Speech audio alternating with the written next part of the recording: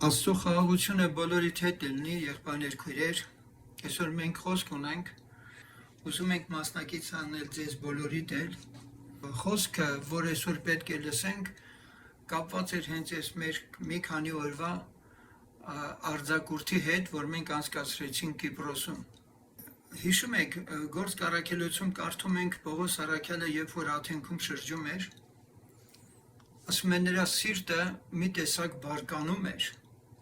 նրա սիրտը բորբոքվում էր աթենացիների այդքան շատ կուրքեր տեսնելով։ Բայց որքան էլ Պողոս առաքյալի սիրտը իսկապես բորբոքվեր այդքան կուրքեր տեսնելով, այնուամենայնիվ մենք տեսնում ենք, որ Արեոպագոսում, որտեղ որ ինքը ստոիկյան, էպիկուրյան փիլիսոփաների հետ խոսում էր, ավետարանից այնքան էլ հաջողություն չունեցավ, ինչպես կարդում ենք Դամարիս անունով մեկին ապաշխարեց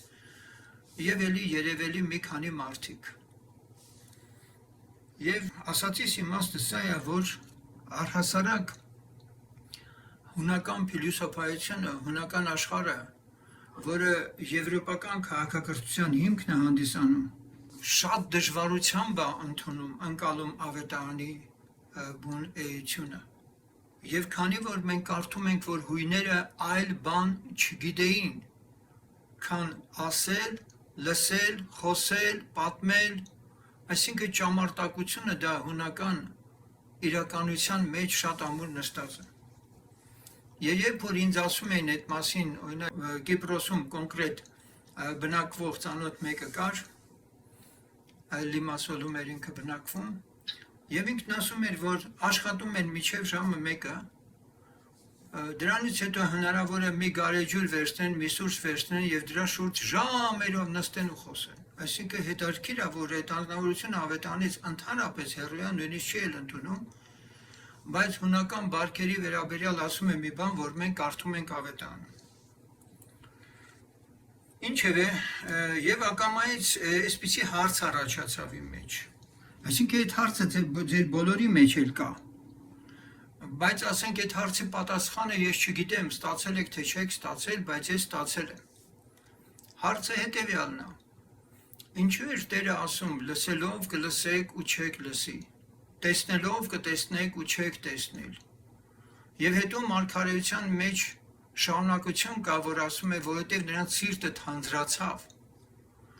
նրանց ականջները ծանրացան, որպիսի թմրեցան, որպիսի չլսեն եւ դարձի չգան։ Այսինքն ինչի համար որոշներն ապաշխարում են, իսկ որոշները ոչ։ Գիտեք ինչ, շատերն են ինձ ասում, կամ եղբայր, ձեր քարոզները լսում ենք, վատ չի որ լսում եք, սակայն երբ նայում եմ ավետարանին, Աստծո խոսքն ասում է, որ լսելը մի բան չի, այլ կատարելն է, որ Տերը ուզում է մեր կյանքում տեսնի։ Լսելով կլսեք եւ չեք լսի, սա է նշանակում, որ թեպետ լսում են, բայց այնուամենայնիվ ապաշխարություն կոնկրետ չի կատարվում ոմանց կյանքում։ Որքան էլ շատերի համար հաճելի է այդ լսելը։ Եվ այսօր ես այս հարցի պատասխանը ունեմ, թե ինչու որոշները այնուամենայնիվ լսում եւ ապաշխարում են,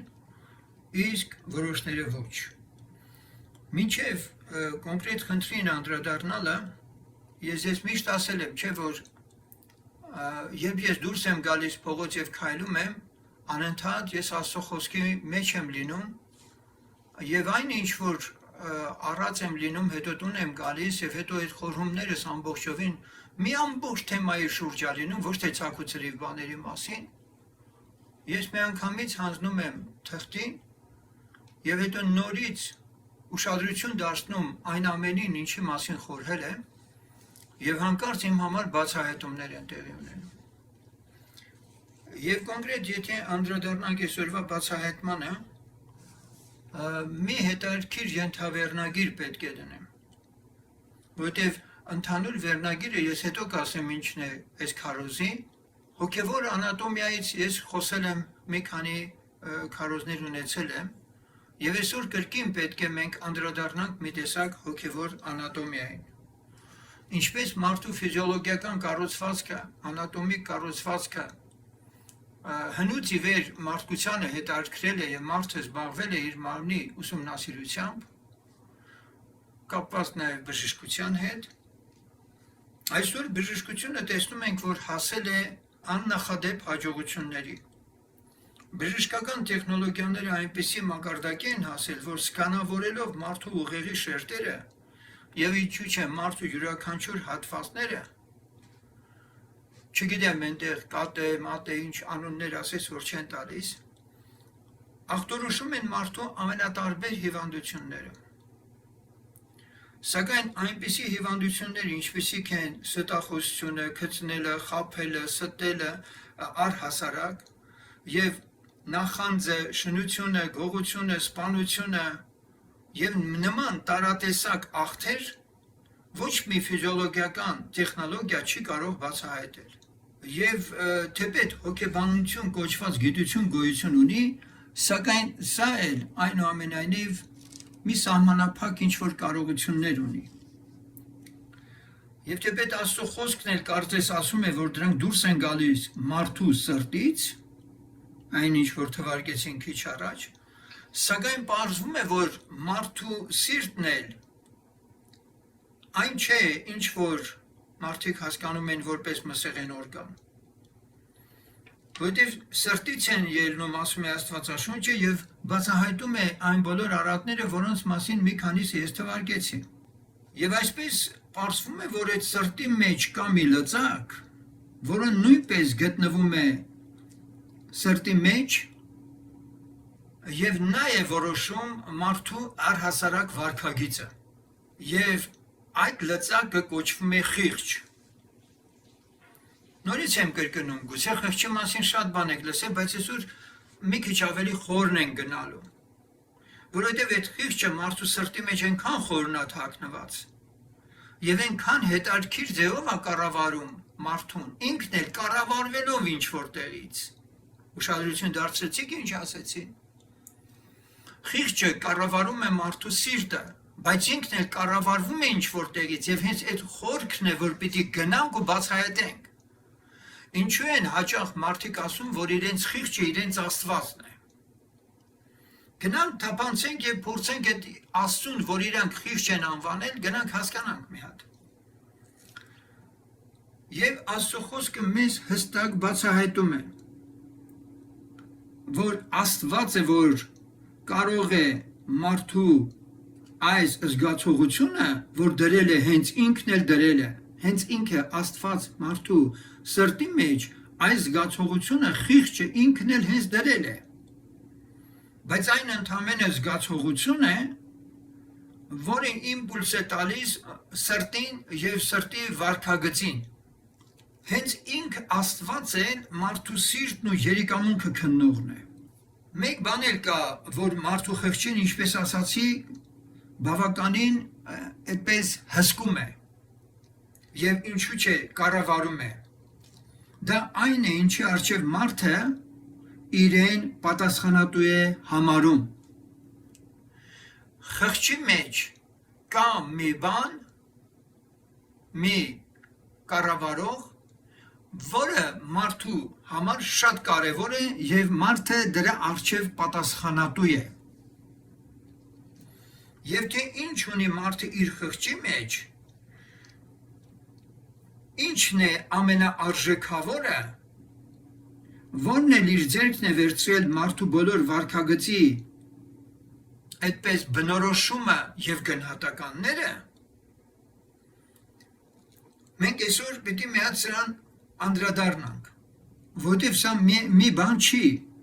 ամեն մարդու մոտ տարբեր բաներ են։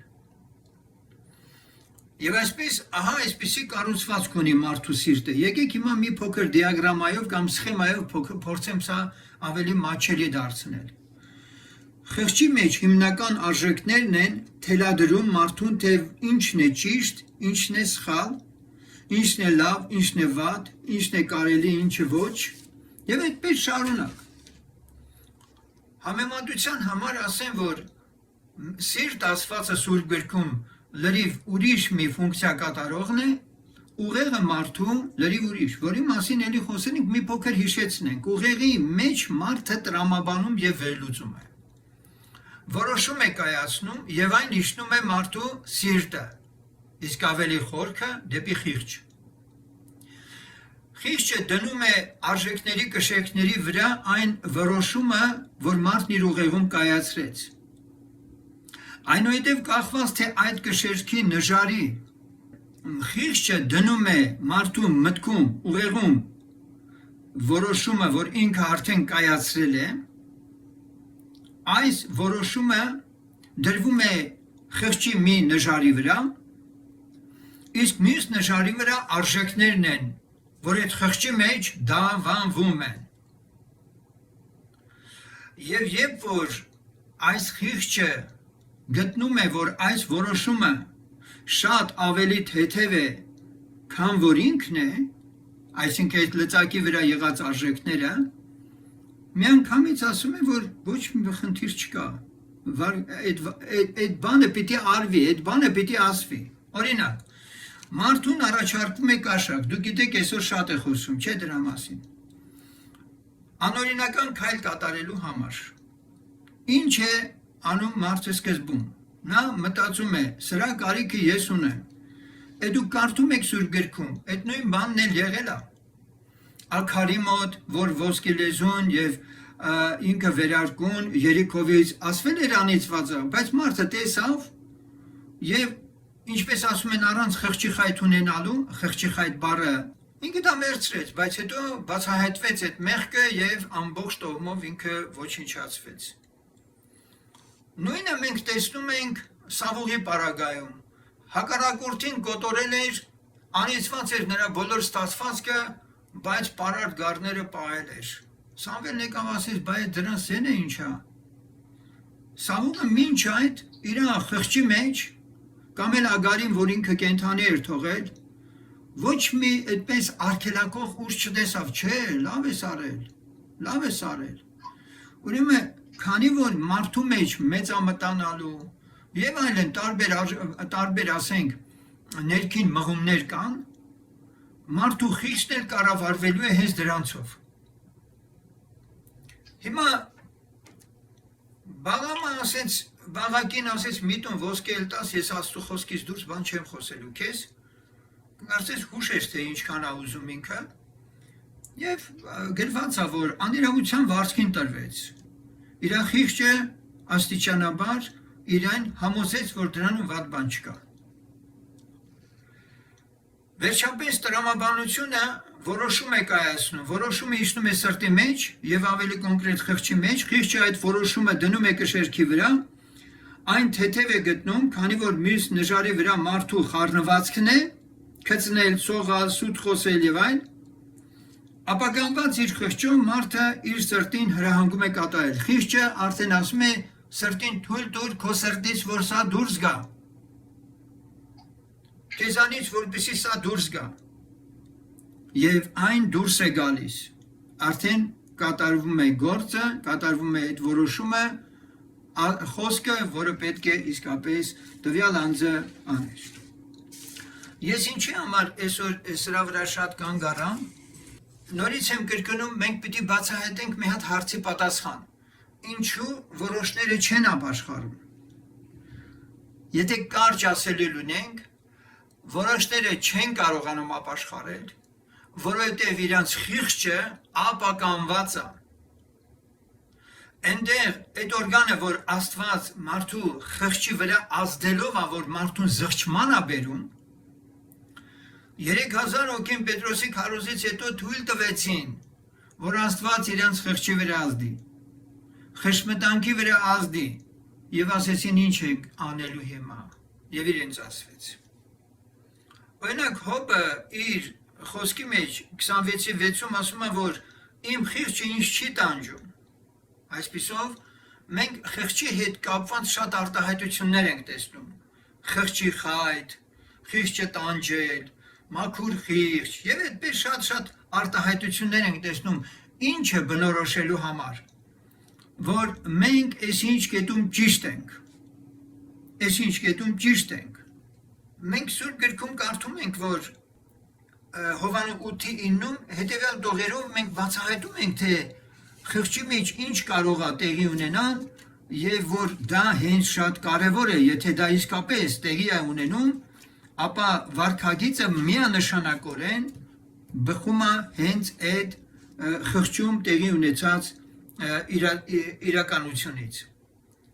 Ուրեմն Հովանու 8:9-ում կարդում ենք. Նրանք էլ երբ որ սա լսեցին, իրանց խղճմտանքիցը հանդիմանվեցան, մեկը մեկի ետևից դուրս էին գնում, ծերերից սկսած մինչև հետինները, եւ Հիսուսը միայն մնաց, եւ կինը կանգնած մեջտեղը։ Շնության մեջ այս կնոջը բերել էին Հիսուսի մոտ։ Իհարկե, պիտի ասենք մի կարճ բան, որ այս կինը գիտեր, որ շնություն է գործել, որ դրա համար դատապարտելի է,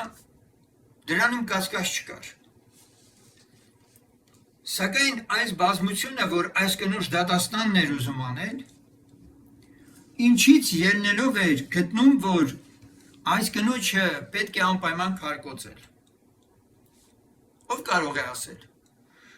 Այս բազմությունը այս կնոջը բռնել էր հայտնապես իբրև շնանալիս, չնայած երկրորդ մարդուն այդ անձը, որը իսկապես այնտեղ բաղուր էր ինքը, նրան էլ չէին բերել, այս տեսնում եք իրենց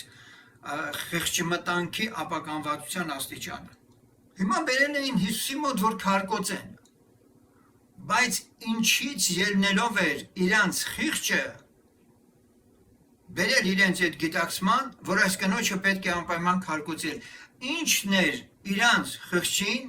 մեջ նստած ամուր, որով իբրև թե կառավարվում էին, կարող եք ասել։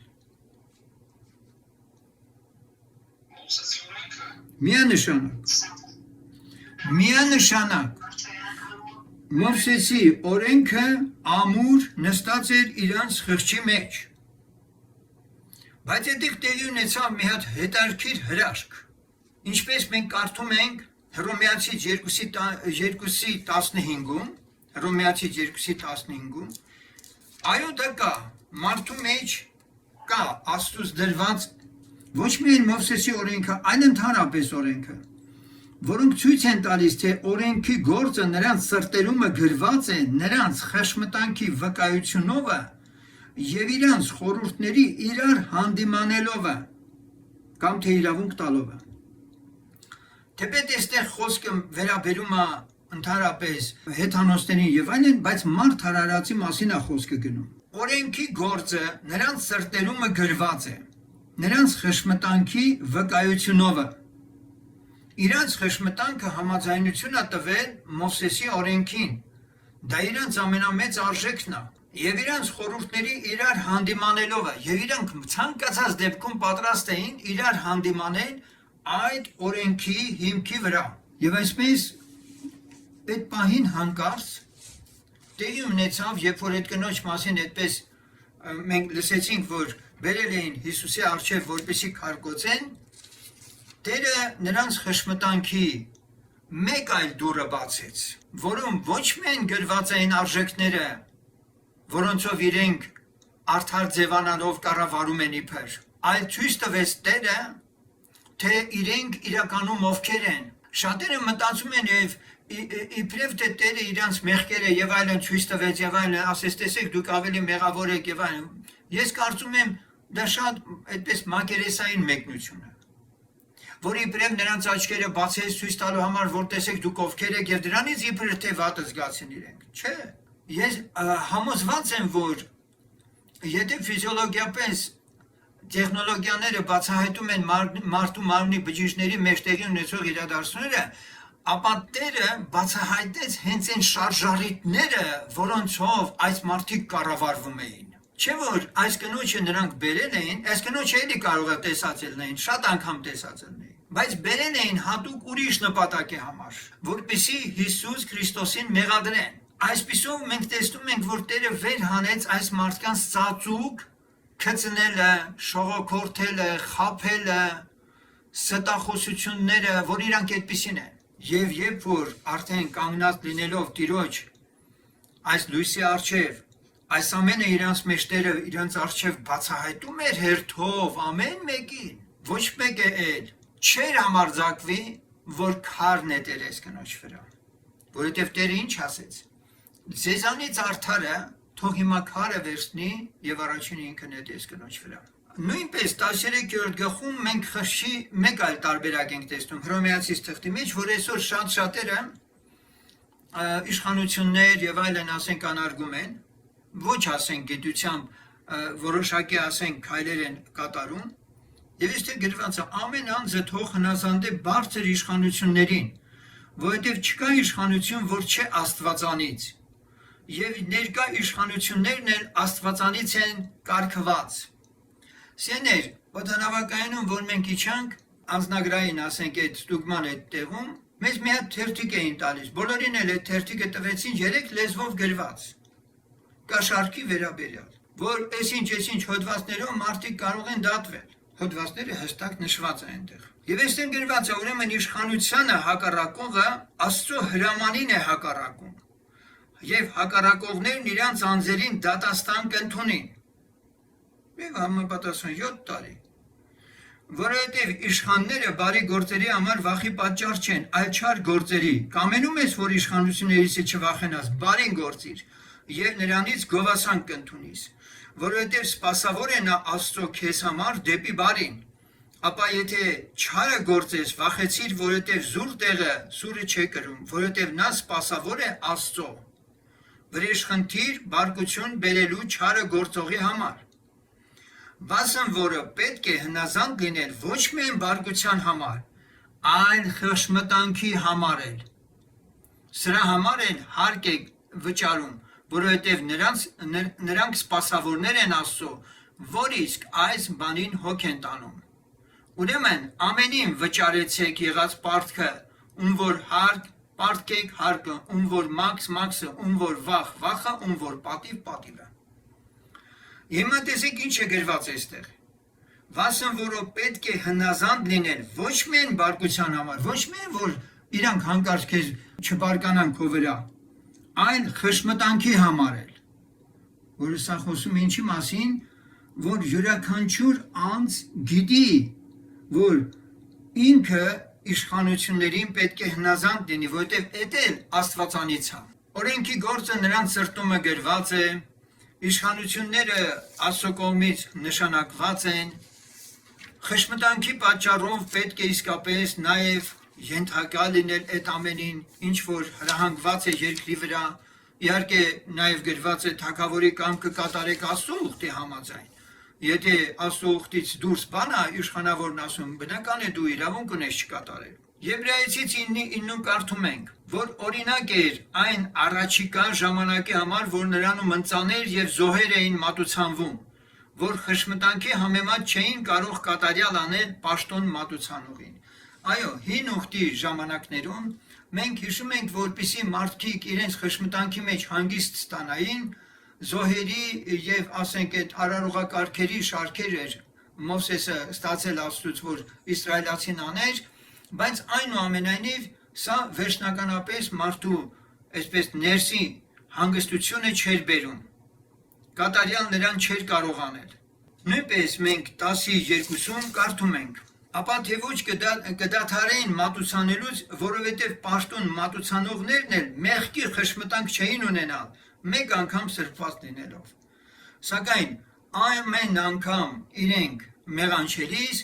օրենքի առջև իրենք տեսնում էին իրենց ոչ ուղիղ լինելը եւ պարտավորված էին համապատասխան զոհեր եւ արարողակարգեր ունենալ։ Եվ այսպես եներ, մինչև անդրադառնալը, թե վերջո մարդիկ ինչու չեն ապաշխարում, ասացինք, որ ապականված է նրանց խշմտանքը եւ այլն, եւ անգամ հավատացյալների կյանքում էլ զգուշացում կա, որ չլինի մարդու խշմտանքը դաղվի, որովհետև այդ օրգանը եթե չգործեց, ինչպես ասում են, ծովը ծնկներից է մարդու, ամեն մեղ կգործի։ Եթե մարդը Աստծո երկյուղը կորցնում է, խշմտանքի վրա մի ծանր քարա դնում, ու ասում է լռի ու վեր ընկի տեղդ, ոչ մի հատ էլ չհանդիմանես, այսպիսի մարդը ամեն ինչի ենթակա է արդեն։ Ցավոք սրտի անհավատների մեծամասնությունը այսօր նմանատիպ կյանքի մեջ է ապրում։ Մեկ անգամ Աստված խշի վրա ազդել, իր երկյուղը բերել, 2, 3, 4, մարդը երբ որ մի բաժակ ջրի պես մեղքը խմել է, այլևս այդ օրգանը չի աշխատել։ Եվ այսօր ես ուզում եմ, որպեսզի մենք հավատացյալներս, որոնց խշմտանքի եւ խղճի վրա Աստված ազդել է, եւ մենք այո ենք ասել Աստծուն, ոչ ենք ասել մեզ, մեր անձերը հանձնել իրեն, եւ այսօր հավատքով ենք ապրում, եւ մեր խշմտանքները իսկապես մաքուր են։ Պողոս առաքյալը ինքն ասում է, որ բոլոր մարդկանց խշմտանքին էլ մեր անձը ներկայացնում ենք։ Այս ամենի համար փառք պետք է տանք Աստծուն, որովհետև մեր խղճի մեջ մեզ կառավարողը ոչ թե այլևս օրենքներն են, ոչ թե ինչ որ ուրիշ բաներ են, ուրիշ արժեքներ են, այլ մեր զգացողությունների հիմքը Աստծո խոսքն է, փառք Տիրոջ սրա համար։ Մենք ոչ թե հաշվի ենք նստում մեր տրամաբանության հետ, մեր սրտի ցանկությունների հետ, այլ Աստծո խոսքի հետ։ Եվ սա է հրաշալի։ Եվ ինչա կատարում Աստծո խոսքը, երբ որ մենք հնազանդում ենք։ Ինչպես է նա հիվանդ խիղճը կամ խշմտանքը բուժում, կամ ինչպես է Աստված մարդուն արթնացնում ավելի զորավոր նոր կյանքի։ Դրա մասին էլ պիտի լսենք։ Եկեք բայց նախ Գործք առաքելոց 10:20-ը լսենք եւ նորից հասկանանք, թե ինչ նախանգարում, որ ինքը չի ապաշխարում։ Գործք 10:20 Բայց վեր կացիչիր եւ գնա նրանց հետ առանց խշմտանք անելու, որովհետեւ ես եմ ուղարկել նրանց։ Եք լսում եք Պետրոսի մասին։ Բայց այստեղ թաքնված է հենց իմ ասածը, ինչ նախանգարում դարձի գալու։ Պետրոսը մեր նման սովորական մարդ էր։ Կրթվել էր փարիսեցիների նվիրական, այդպես ասած, օրենքի սկզբունքներով։ Պիղծ բան իր բերանը չէր տարել, բայց հանկարծ տեսավ եւ Տերն ասեց մորթիր ու կեր։ Տեր, օրենքը խախտ է։ Էս ինչ ես ասում։ Պետրոսը մնացել էր ապշած։ Տերն ասում է մորթիր ու կեր։ Ասում է պիղծ բան իմ բերանը չեմ տարել։ Պետրոսի խշմտանքի մեջ ինչ նախանգարում Աստծո շնորհքը հասկանալու Մովսեսի օրենքը։ Ձեզանից յուրաքանչյուրն են իր խշմտանքի մեջ հոգևոր կյանքը ապրելու իր ներքին խշմտանքի ձայնը ունի։ Այս եղբայրը լավ է քարոզում, ճիշտ է քարոզում, այս քույրիկը լավ քույրիկ չի, այս քույրիկի հագու կապը նայի, այս եղբորը հələ նրա վարքագիծը նայի, ամեն մեկը իր ներսում իր դատողություն որ ունենում է, դա իր խշմտանքի խորքում նստած, այն արժեքն է, որով ինքը սկան է անում, այսպես ասած, իբրև թե լավագույնս է հասկանում, թե իր դիմացիններն ովքեր են։ Հիմա տվյալ դեպքում, եթե Մովսեսի օրենքն էր Պետրոսի համար, ցանկացած մարդու համար կարող է լինել ցանկացած բան, որը կառավարում է իր խիղճը։ Եվ այսպես խանգարող գործիք կա։ Մարդու խշմտանքը, որպեսզի աստվածահաճո խշմտանք լինի, խանգարում է հենց մարդու սեփական դատողություններն ու նրա խառնվածքը, որովհետև դիմացինը իր խառնվածքի նման չի։ Եթե մեկը մելանխոլիկ է, այսինքն ինքը թախծոտ է, ինքնամփոփ է, ինքը սանգվինիկին չի հարգում, այսինքն այդ չմտածողին, այսպես ասած, շարժուն անձնավորության այդքան էլ չի ինքը սիրում, եւ ամենքին ինքը իր վարքագծով է բնութագրում։ Նույնն էլ հակառակը կարող է լինել։ Եվ մեկը մյուսին չեն կարող տանել։ Ինչու՞, որովհետև իրանց խառնվածքը մեծագույն արժեք համարելով, դրանով են չափում ու ձևում բոլորին։ Առաջի Կորինթացիս 10-րդ գլխի 25-ից 29-ում լսում ենք։ Առաջի Կորինթացիս 10-րդ գլուխ 25-ից 29։ Ամեն բան օրինավոր է ինձ, բայց ամեն բան օգուտ չէ։ Ամեն բան օրինավոր է ինձ, բայց ամեն բան շինություն չէ տալիս։ Ոչ ով միայն իր անձի օգուտը չորոնե, այլ ամեն մեկն ընկերինն էլ։ Ամեն ինչ որ սպանդանությունը ծախվում է կերեք առանց մի բան քննելու խշմտանքի պատճառով։ Օրենքը փոխվեց, այո, փոխվել է։ Փոխվել է, Տերն ասում է, սպանդանություն ինչ մորթվում է կարող ես ուտել, որովհետև Տիրոջն է երկիրը եւ նրա բոլոր լիությունը։ Ընդ որում հավատքով, աղոթքով գրված ամեն բան սրբվում է։ Եթե անհավատներից մեկը կանչե ձեզ եւ դուք կամենաք գնալ ամեն բան, որ ձեր առաջին դրվի կերեք, առանց մի բան քննելու խշմտանքի պատճառով։ Այսինքն տվյալ դեպքում ձեր խշմտանքի հետ հաշվի մի նստեք, բայց եթե մեկն ասեց ես թե դա կուրքի զոհված բան է, մի ուտեք նրա պատճառով, որ իմացրեց եւ խշմտանքի պատճառովը, որովհետեւ Տիրոջն է երկիրը եւ նրա բոլոր լիությունը։ Բայց խշմտանք եմ ասում ոչ թե ձերը, այլ ընկերինը, որովհետեւ ինչու իմ ազատությունը պիտի դատվի ուրիշի խշմտանքից։ Այսպիսով մենք տեսնում ենք, որ կա ուրիշի խշմտանք, որի նպատակը իրան եւ մյուսներին դատելն է։ Այսինքն այսպիսի մարդիկ, որոնք չի կարելիների մեջ են գնում, իրանք մի տեսակ իրանց ուշադրությունը դարձրել են արտաքին գործերի, վարքագծի, անել չանելու եւ այլնի վրա։ Այսպիսի մարդիկ ազատ չեն, տկար են իհարկե։ Եվ այստեղ գրված է, որ այդպիսի խշմտանք ունեցողը միշտ պատրաստ է դիմացինին դատելու։ Որովհետեւ ինչու իմ ազատությունը պիտի դատվի ուրիշի խշմտանքից։ Թե որ ես շնորհակալությունով վայելում եմ, ինչու հայհոյվիմ այն բանի համար, որի համար ես գոհանում եմ։ Շարունակում ենք խոսքը։ Ուրեմն թե ուտեք, թե խմեք, թե ինչ գործել որ անեք, ամեն բան Աստծո փառքի համար արեք եւ ոչ թե ձեր խշմտանքի մեջ ձեր ունեցած արժեքների, այսպես ասենք։ Առանց գայթակղություն տալու եղեք հրեաներին եւ հույներին եւ Աստծո եկեղեցուն։ Եվ ինքը Պողոս առաքյալն ասում է, ինչպես ես էլ ամեն բանով ամենին հաճո եմ լինում, իմ անձի օգուտը չորոնելով, բայց շատերն է որ փրկվեն։ Հիմա սիրելիներ, քանի որ մենք այսքան դիմացանք, արդեն ժամանակն է, որ վերջ-վերջում մենք իմանանք, թե մեր դերը որն է, որպեսզի մենք կարողանանք ճիշտ վարքագիծ դրսևորենք մեր մաքուր, աստվածահաճո, Սուրբ Հոգուց շարժված խշմտանքով։ Եվ ոչ թե մեր մարդկային կամակոր, այդպես ասած խշմտանքով։ Առաքյալը ես սիրում եմ այս համարը շատ կրկնել, որովհետև սա հենց անմիջականորեն կապված է Տիրոջ ձայնը լսելու հետ։ Հռոմեացիս 9:1-ում ասում է. ճշմարիտ եմ ասում Քրիստոսումը եւ սուտ չեմ ասում։ Իմ խշմտանքն էլ վկայում է ինձ Սուրբ Հոգով։ Երբ որ դուք որոշակի ձեր հոգևոր ընկալումների, դաստիարակության, ուսուցումների, հոգևոր բագաժից որևէ միտք եք ասում կամ քայլ եք կատարում, այստեղ մի փոքր կանգ ենք առնում եւ լսում Սուրբ Հոգուն։ Եվ Սուրբ Հոգին զբաղեցնում է մեր խշմտանքի տեղը։ Ոչ թե այս դեպքում իմ խշմտանքն է որոշում ինչն է լավը, ինչն է վատը, այլ Սուրբ Հոգին իմ խշմտանքին ասում է, այս է արդեն որ այս որոշումը կայացրիր քո մտքում, իջել է հիմա քո խշմտանքի մեջ, ես տալիս եմ իմ հավանությունը, արա, ասա, եւ առաքյալն ասում է, որ իմ խշմտանքն էլ վկայում է ինձ Սուրբ Հոգովը։ Ինչ է վկայում, որ մեծ տրտմություն է ինձ եւ անպակաս ցավ իմ սրտին, որ խնդրեի ես ինքս նզոված լինել Քրիստոսից են իմ եղբայրների եւ մարմնավոր ազգականների համար, որոնք իսրայելացի են, որոնցն է որդեգրությունը եւ փառքը, ուխտերը, օրինադրությունը եւ պաշտոնը եւ խոստումները, որոնց են հայրերը, որոնցից է Քրիստոսը մարմնի կողմանը,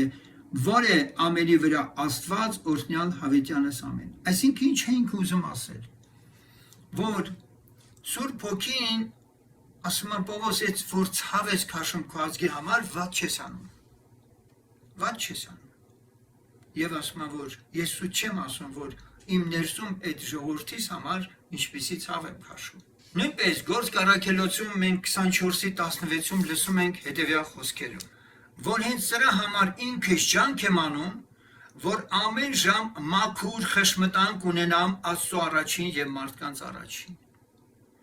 Առաքյալը ասում է այդ մասին, որ հարության ժամանակ Աստված պիտի դատի ամեն մեկին իր խշմտանքում իր որոշումները կայացնելու առումով։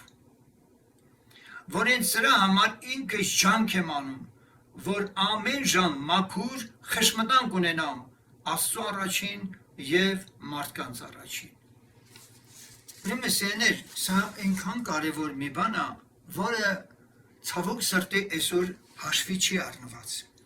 Եվ երբ որ ես այդ երկրում պտտում էի եւ նայում էի մարդկանց, ու գիտեք ինչն էր իմ համար ամենացավալին, գերազանցապես մի 70%-ը երևի 80-ն անց ծերեր էին, տղամարդիկ ու կանայք, որոնց վրա կաշին ու ոսկորն է մնացել արդեն,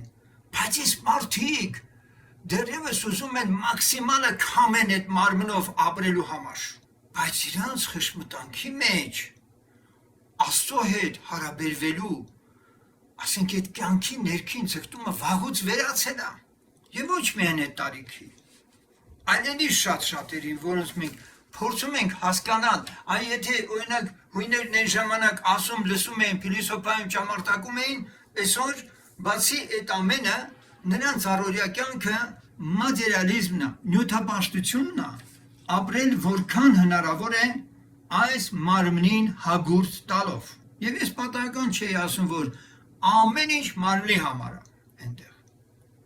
Եվ այս աշխարհում ընդհանրապես։ Եբրայեցից 9:14-ը լսենք։ Էլ որքան ավելի Քրիստոսի արյունը, որ հավիտենական հոգով իր անձն անարատ պատարագ մատուցրեց Աստծուն, ձեր խշմտանքը կսրբե այն մեռած գործերից, որ կենթանի Աստծուն պաշտեք։ Սա շատ հրաշալի համար է։ Բացահայտվում է, թե մարդու խշմտանքը ինչպես կարող է սրբվել։ Ձեր խշմտանքը կսրբե ինչ է, Քրիստոսի արյունը, որ հավիտենական հոգով իր անձը անարատ պատարագ մատուցրեց։ Սա ինչ է նշանակում։ Սա նշանակում է, որ ես իմ Քրիստոսի խաչի վրա թափած արյամբ ազատագրվում եմ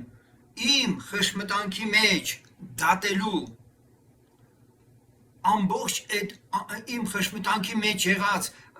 իմ եսի շրջապատում եղած այսպես ամեն ինչը որ իմն է, ես թույլ եմ տալիս, որ Հիսուս Քրիստոսի արյամբ լվացվի ու սրբվի ու մաքրվի։ Եվ այլևս ես չեմ կարող շարժվել իմ նախկին մեռած գործերին, այդպես ասած, համարժեք կյանքով ապրելու։ Կենթանի Աստծուն պաշտել։ Ուրեմն Քրիստոսի արյունը դա միակ միջոցն է, որով ես կարող եմ իմ խշմտանքի մեջ մաքրվել ու սրբանալ, տեսեք Քրիստոսի արյունը ինչերի ընդունակ։ Եվ դրանից հետո մաքուր սիրտ, մաքուր խշմտանք ունենալով Աստծո առջև կանգնել։ Եբրայեցից 10:22-ում լսում ենք հետևյալ տողերը։ Ապա թող մոտենանք նրան ճշմարիտ սրտով, հավատքի լրությամբ, մեր սրտերը մաքրած չար խշմտանքից եւ մեր մարմինը լվացված սուրբ ջրով։ Այ քիչ առաջ ես որ ասում էի, իմ խշմտանքի մեջ եղող զգացողությունները դեն եմ նետում, որովհետև դրա վրա ազդելու է այլևս մաքուր ջուրը, որի Աստծո խոսքը, ինչպես ուրիշ տեղ կարդում ենք, այդ մասին ասում է ավազանի ջրովը, այսինքն Աստծո խոսքով, վերստին ծնված լինելով, ոչ թե ապականությունից, այլ անապական։ Ուրեմն սիրելիներ, ինչքան Աստծո խոսքը ձեր զգացողությունը դարձնեք, այնքան դուք կարող եք ուղղակիորեն պաշտպանված լինել հակառակորդի ձեր խշմտանքի մեջ ներխուժելու փորձերից։ Անանյան ինքը զգուշ չեղավ, որ Պետրոսն ասեց, ինչու թույլ տվեցիր, որ սատանան քո սիրտը լցնի, որ դու սուտ խոսես։ Անանյան ինքը արթուն չէր եղել, ինքը թույլ էր տվել եւ իր ներսում այդ ստախոսությունը, որը բխում էր արտատասիրությունից, մի խոսքով տարբեր շերտեր ուներ եւ դա բացահայտեց Պետրոս առաքյալը Աստծո հոգով։ Առաջի Տիմոթեոս առաջի գլխի 19-րդ խոսք։ Ունենալով հավատք եւ բարի խշմտանք, որ մի քանիսը դեն գցելով հավատքումը նավակոծություն քաշեցին։ Իսկ այդ նույն առաջի Տիմոթեոսի հենց 5-ում 6-ում նորից ինքը դրա մասին ասում է, թե մարդիկ ինչպես են նավակոծություն քաշել, որոնցից ոմանք խոտորելով ունայն խոսքերի ետևից գնացին, կամենում են օրենքի վարդապետ լինել եւ իրանք չեն իմանում ոչ այն, որ խոսում են եւ ոչ էլ այն, որ պնդում են։ Ուրեմն ինչն է պատճառ եղել, որ այսպիսի մարդիկ նավակոծություն են քաշել։ Տեսեք ինչն է պատճառը եղել։ Ունենալով հավատք եւ բարի խշմտանք, ասում եմ ունեցիր հավատք եւ բարի խշմտանք, այս բարի խշմտանք երբ կարող ես ունենալ, որ Աստծո խոսքը եւ Սուրբ Հոգին ազդեն այդ խշմտանքի վրա, որ մի քանիսը դեն գցելով, ինչն են դեն գցել, Աստծո խոսքը եւ Սուրբ Հոգուն չեն լսել։ Դեն են գցել։ Եվ ասել են մենք, մեր խիղճը, մեր Աստված, մենք ենք որոշում, մենք ենք ճիշտը եւ այլն։ Որ մի քանիսը դեն գցելով հավատքումը նավագործություն քաշեցին եւ անուններն է տալիս, որոնցից են Հիմենոսը եւ Ալեքսանդրոսը, որոնց մատնեցի սատանային, որ խրատվին չհայհոյել։ Վերջապես, սիրելիներ, մենք լսում ենք ինչքան է Պողոս առաքյալը կարևորում խշմտանքի խղճի դերը։ Բայց արի ու տես, որ մեր կյանքում շատ հաճախ մենք ուշադրություն չենք դարձնում մեր բոլոր վարքագծերի մեջ, մեր խոսքերի, մեր գործերի մեջ, արդյոք մենք երկայնամտորեն հարցնում ենք Տիրոջը, կամ նայում ենք Աստծո խոսքին, մեր արածները, շարժառիթները, արդյոք ճշտում ենք ամեն բան Տերիցն է, ամեն բան Տիրոջը հաճելի է, նոր անենք, թե ուղղակի ինչպես մենք ենք ուզում, ինչպես մենք ենք հասկանում, այդպես ենք վարվում։ Ուրեմն երկրորդ Կորինթացիս թղթում այլ ամոթալի ծածուկ բաները մերժել ենք եւ խորամանկությամբ չենք վարվում եւ Աստծո խոսքն էլ չենք ծռում, այլ ճշմարտության հայտնությունով մեր անձերը ընդունելի ենք անում ամեն մարդկանց խշմտանքին Աստծո առաջին։ Առաքյալն ասում է, որ ամեն մարդկանց առաջին ինքը հայտնի է դարձնում իր ընթացքը եւ բոլորովին էլ ծածկված չի ոչ մեկից, ոչ Աստծուց եւ ոչ էլ մարդկանցից։ Եվ այն բարձանքը, որ ինքն ունի, հենց սրանում է, որ միշտ իրեն Աստծո առջև է տեսնում եւ երբեք ու երբեք Աստծո Սուրբ Հոգին իրան չի